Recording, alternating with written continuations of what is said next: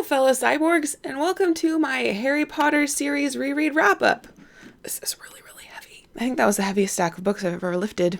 So I reread the Harry Potter series, and I read for the first time Harry Potter and the Deathly Hallows in 2016. I managed to achieve that goal. So today I'm going to talk with you a bit about my rereading experience, what I think of the books, how I've rated them, and all sorts of things like that, all that jazz. So let's hop right into it with the first book, which everyone knows is Harry Potter and the Sorcerer's Stone, at least the Sorcerer's Stone in the US. When I reread this, I gave this book 3 out of 5 stars because I remember a lot more world building about the wizarding world, and I remember so much excitement over Diagon Alley. And in that scene in this book, it takes place, like, the details and the, painting of the atmosphere of Diagon Alley was like 2 paragraphs. And for me, that just wasn't enough. I am keeping in mind the fact that of the Harry Potter series, this is the youngest voice. It's written about 11-year-olds, it's written for 11-year-olds, so this isn't going to be, some massive world building Brandon Sanderson outfit, and the length of which also agrees with that. I did enjoy reading this, and I had a lot of fun at this beginning. But overall, my takeaway of this was the lack of world building that I was expecting to find in here. Next up is, of course, Harry Potter and the Chamber of Secrets, and I also gave this 3 out of 5 stars. My main takeaways from these is that I thought that there was too much repetition of the world building, and more specifically of the 4 houses, why there are 4 houses in Hogwarts, and what the 4 houses are and who founded them. I didn't think that it was really necessary. Perhaps the reason why they're in there is the supposition that people may be jumping into the Harry Potter series at book 2, at least when they were first published, and so they didn't want to alienate the readers who hadn't picked up Harry Potter and the Sorcerer's Stone. I am very not generous with authors who decide to do this. I feel like I approach series with respect, assuming that they're in chronological order for a reason, and I would not pick up a second book in a series expecting to understand everything.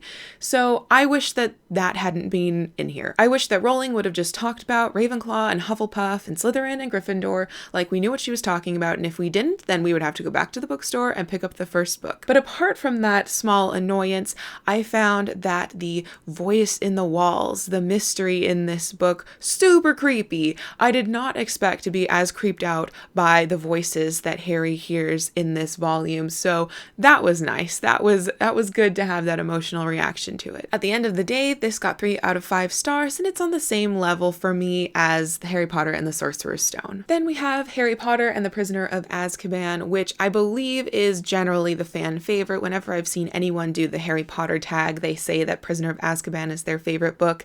Previously, I didn't think that this was mine, but it definitely is one of my favorites of the series. I don't know if it's the favorite, but the pacing and the characters, this was just an excellent romp of an adventure.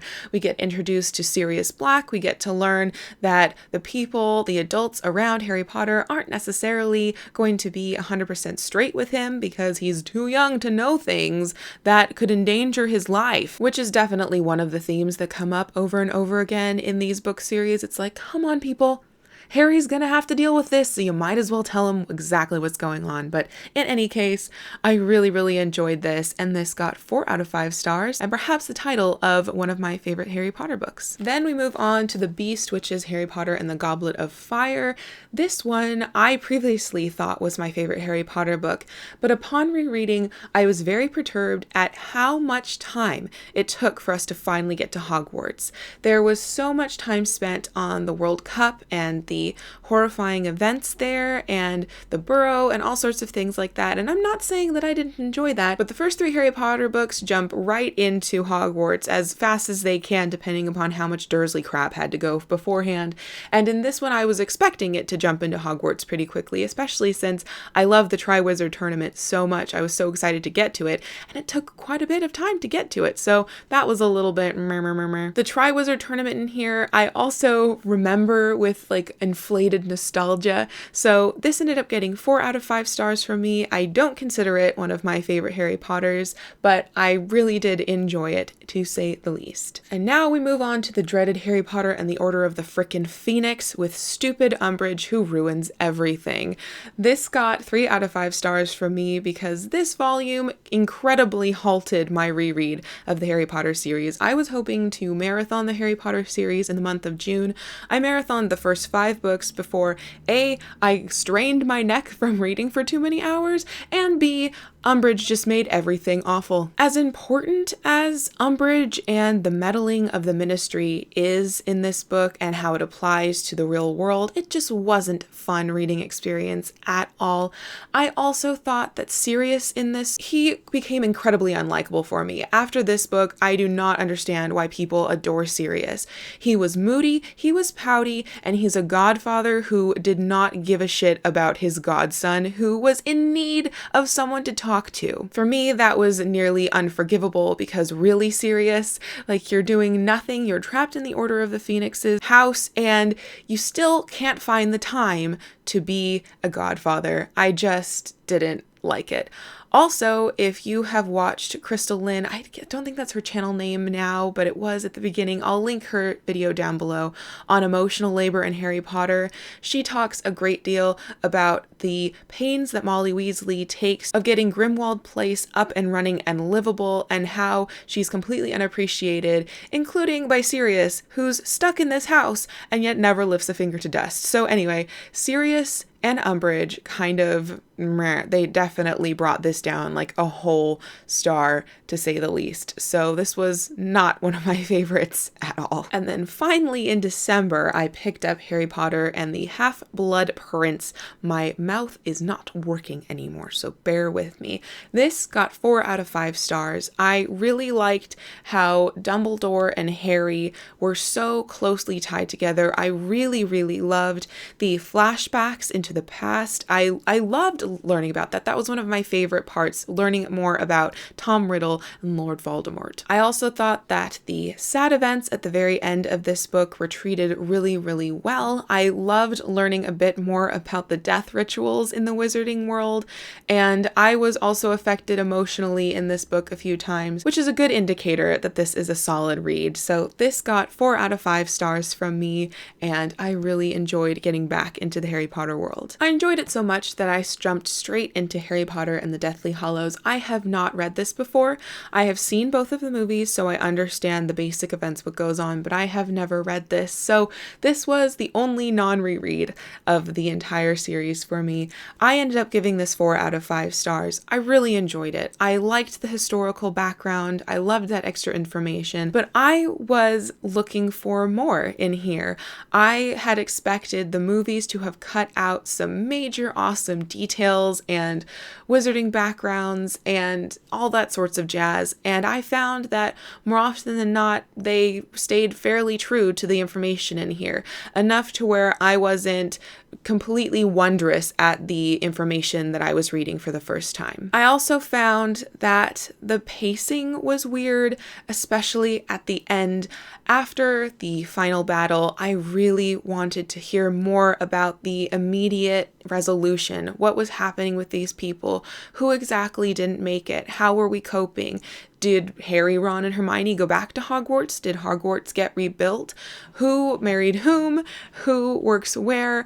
I far more cared to hear about that than the 19 years later epilogue. I really wish that she had just spent more time on the immediate aftermath of this war, where the one main baddie that everyone's been so scared of for 17 years and more is finally gone. Like, what does that feel like? What is that, in the air, in the atmosphere, in the individual?